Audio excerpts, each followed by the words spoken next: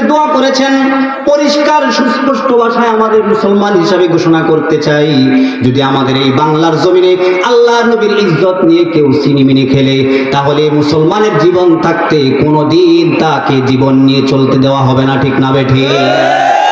আমাদের একটাই দাবি, পরিষ্কার দাবি, আমাদের নবীর ইজ্জত নিয়ে যদি কেউ সিনিমিনি খেলে, তাহলে আমরা মুসলমান হিসাবে সেটা সইতে পারি না, পারবো না। ঠিক না বেঠে?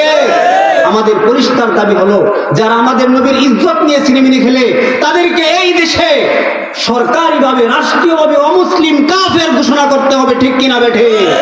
মুহতারাম হাজরিন, সংসদে আমরা একটা আইন চাই, নবীর পরে নবী নাই, সংসদে আইন চাই, কাফের কাফের কাদিয়ানি কাফের, কাদিয়ানিদেরকে রাষ্ট্রীয়ভাবে কাফের ঘোষণা করতে হবে। আপনারা একমত থাকলে ঠিক কিনা জোরে চিল্লান দিয়ে বলেন।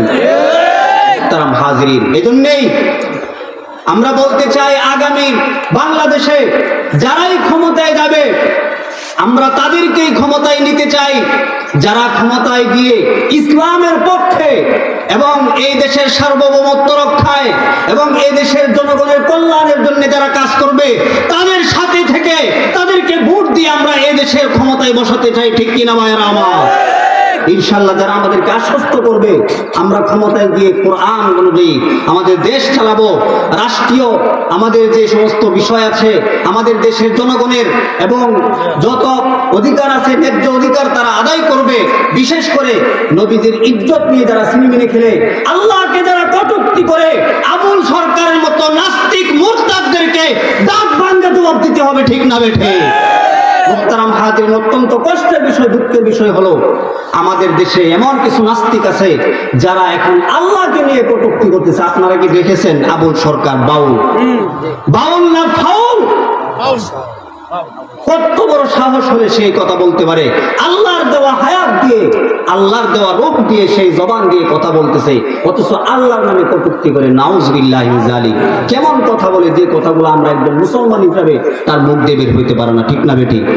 এই জন্য এই সমস্ত বাউল ফাউলদেরকে যদি প্রকাশ্যে কঠিন শাস্তি নিশ্চিত করা হয়, তাহলে সেকেন্ড টাইম আর কোন বদমাইশ কুলাঙ্গার নাস্তিক এই দেশে শতকরা 95%, 92% মুসলমানের দেশে কোন আউল বাউল আর কোনদিন আল্লাহ এবং তার নবীকে নিয়ে কটূক্তি করার দুঃসাহস দেখাবে না। ঠিক না বেটি?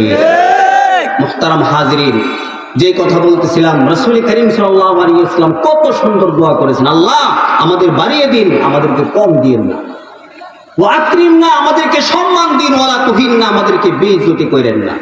ওয়া আতিনা, আমাদেরকে আপনার পক্ষ থেকে দিন। ওয়ালা তাহরিমনা, আমাদেরকে বঞ্চিত করিয়েন না। ওয়া আসিরনা ওয়ালা তুসির আলাইনা, আমাদেরকে অন্যের উপর প্রাধান্য দিন, আমাদের উপরে অন্যদেরকে প্রাধান্য দিন না। আল্লাহু আকবার। মুহতারাম হাজরিন, এরপরে রাসূল বলেন, ওয়ারদিনা ওয়ারদা আন্না, আল্লাহ আপনি আমাদেরকে সন্তুষ্ট করুন এবং আমাদের প্রতিও আপনি সন্তুষ্ট হয়ে যান। সুবহানাল্লাহ।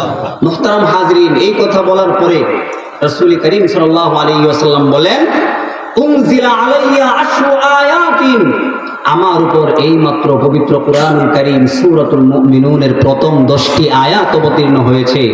রাসূল করিম সাল্লাল্লাহু আলাইহি ওয়াসাল্লাম বলেন, মান আকামাহুন্না দাখালাল জান্নাহ, যে ব্যক্তি এই 10টি আয়াতের মধ্যে যে 7টা গুণের কথা বলা হয়েছে, এই 7টা গুণ যদি এই পৃথিবীর কোন নারী পুরুষ তার মধ্যে যদি অর্জন করতে পারে, আল্লাহর নবী বিশ্বনবী বলেছেন, ওই লোকটাকে, ওই নারীটাকে, ওই পুরুষটাকে আল্লাহ রাব্বুল আলামিন জান্নাতুল ফিরদাউসে প্রবেশ করায় দিবেন। সুবহানাল্লাহ। গুণ কয়টা? গুণ কয়টা? 7টা গুণ। সূরাতুল মুমিনুনের মধ্যে আল্লাহ রাব্বুল আলামিন 7টা গুণের কথা বলছেন। এই 7টা গুণ যদি কোনো ব্যক্তি অর্জন করতে পারে, চাই সে পুরুষ হোক নারী হোক, এই জন্য নারী পুরুষ সবার জন্য জানা দরকার আছে না নাই? জানা দরকার আছে না নাই?